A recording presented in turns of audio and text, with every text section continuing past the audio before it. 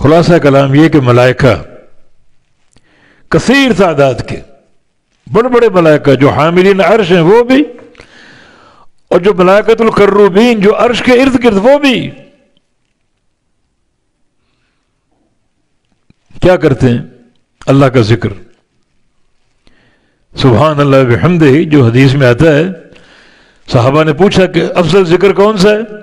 فرمایا کہ مصطفیٰ اللہ لملائکتہ، افضل ذکر وہ ہے جس کو اللہ تعالیٰ نے چن لیا اپنے فرشتوں کے لیے. وہ کیا ہے؟ سبحان اللہ بحمدہ. تو فرشتے مستقل تسبیح و تحمید کر رہے ہیں.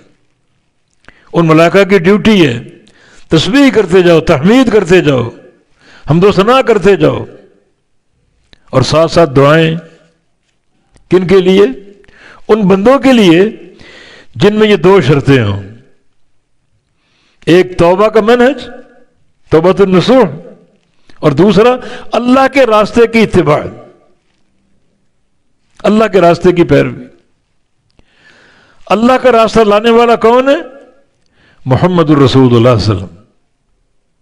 تو اللہ کا راستہ کیا ہے؟ وہ راستہ جو اللہ کے رسول نے دیا،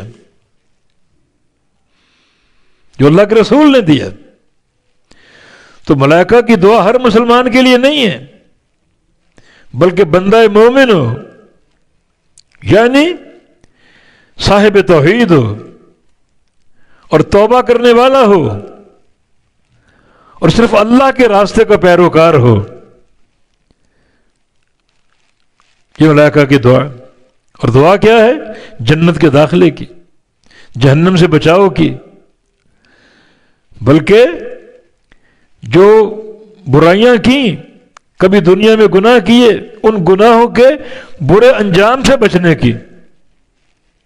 اور سب سے بڑی دعا یہ کہ جنت میں اللہ نے داخلہ دے دیا تو ان کی اولادوں کو یا ان کے ماں باپ کو یا ان کی بیویوں کو بھی اللہ تعالیٰ ترقی دے کر ان تک پہنچا دے گا.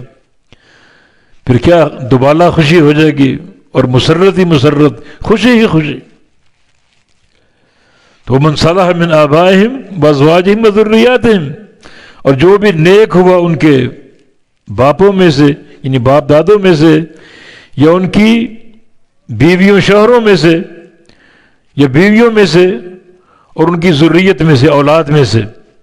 انک انت العزیز الحکیم، بے شک تو بڑا ہی غلبے والا اور حکمت والا ہے.